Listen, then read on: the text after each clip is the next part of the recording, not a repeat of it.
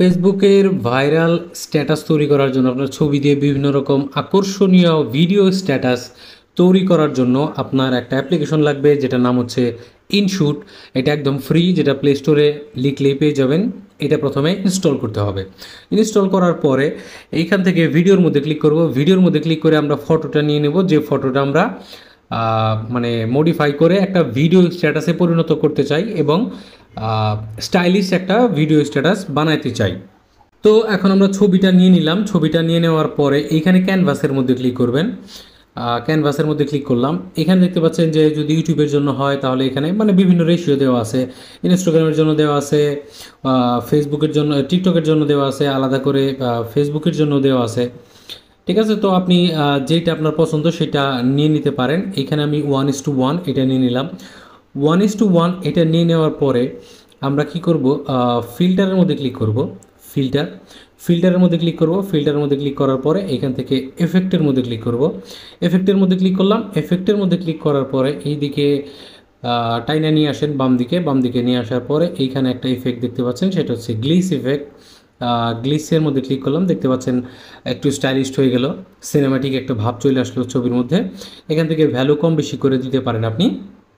ঠিক আছে, আমরা ভ্যালু যা আছে তাই থাকতে দিলাম। তারপরে এটাকে টাইনে আপনি কিন্তু ছবির সমান সমান করে দিতে পারেন। ছবি সমান সমান করে দেওয়ার পরে আমরা কি করব, এটাকে টিক মার্ক করে দেব। টিক মার্ক করে দেওয়ার পরে এখন আমরা কি করব, এই যে স্টিকারের মধ্যে ক্লিক করব।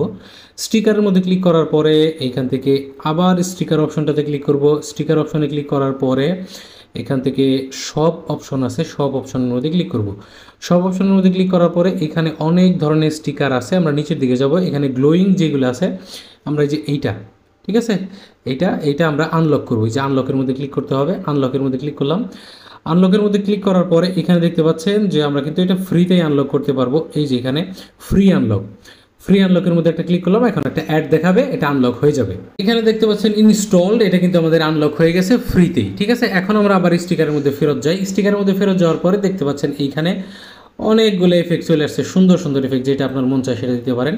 আমরা এই ইফেক্টটা ইউজ করব, রেড, এই যেটা, ঠিক আছে, এই ইফেক্টটা ইউজ করব। এই ইফেক্টটা আমরা নিয়ে নিলাম। এখানে টিক মার্কের মধ্যে ক্লিক করলাম। টিক মার্কের মধ্যে ক্লিক করার পর এটা ছবির মতো সমান করে টাইনা দিলাম। টাইনা দেওয়ার পরে এটার মধ্যে ক্লিক করি।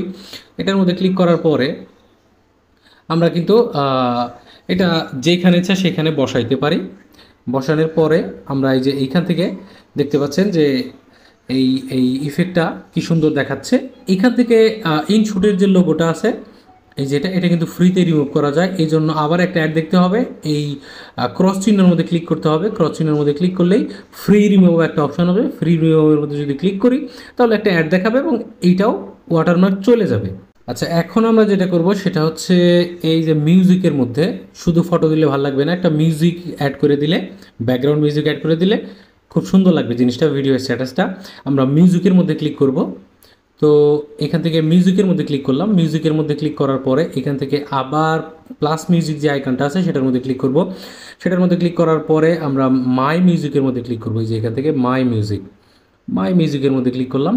আপনি আপনার ইচ্ছা মতো মিউজিক ডাউনলোড করে নিতে পারেন আপনার গুগল থেকে, যে কোনো ইচ্ছা আপনি সেটা ডাউনলোড করে নিয়ে আমরা যে কোনো একটা মিউজিক এখান থেকে সিলেক্ট করে দিই।